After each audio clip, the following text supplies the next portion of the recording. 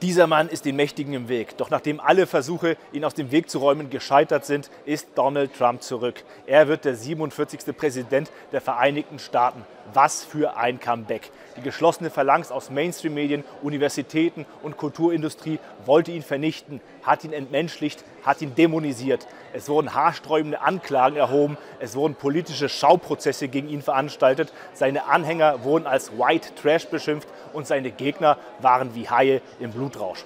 Völlig enthemmt zogen sie alle Register. Man wollte ihn ausschalten, einkerkern, kaltstellen. Doch am Ende half selbst ein Attentat nichts. Statt im Knast oder im Grab sitzt er nun wieder im Weißen Haus. Was für ein Macher! Trump hat Steherqualitäten bewiesen. Das Bild, das um die Welt ging, wenige Sekunden nachdem auf ihn geschossen wurde, mit ausgestreckter Hand, mit der Botschaft Fight, Fight, Fight. Es hat Symbolkraft, es hat sich eingebrannt im kollektiven Gedächtnis der Amerikaner. Nicht mal Kugeln konnten ihn stoppen. Trumps Sieg ist für die immer aggressiver agierenden linksliberalen Eliten eine vernichtende Niederlage. Und Trumps Kampfansage an sie illustriert auch sehr schön sein Schattenkabinett. Tulsi Gabbard steht gegen den militärisch-industriellen Komplex und für ein Ende des globalen Interventionismus. J.D. Vance kritisiert die US-Außenpolitik, die darauf beruhe, andere Länder zu schikanieren, zu moralisieren und zu belehren. Robert F. Kennedy bietet Big Pharma die Stirn und mit Trumps Freund Elon Musk werden die Grenzen des Sagbaren weggesprengt. Meinungsfreiheit statt Woke-Zensur, gut so.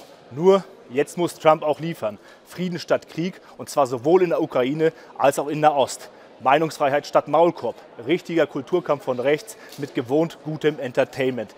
Das muss jetzt kommen, sonst ist der Sieg nichts wert. Wir als europäische Rechte können uns freuen, aber wir sollten mit der Euphorie nicht übertreiben. Denn Trump ist nicht unser Präsident, sondern Präsident der USA. Er wird amerikanische Interessen verfolgen, nicht unsere. Wir hingegen müssen erstmal sowas wie eigene Interessen definieren.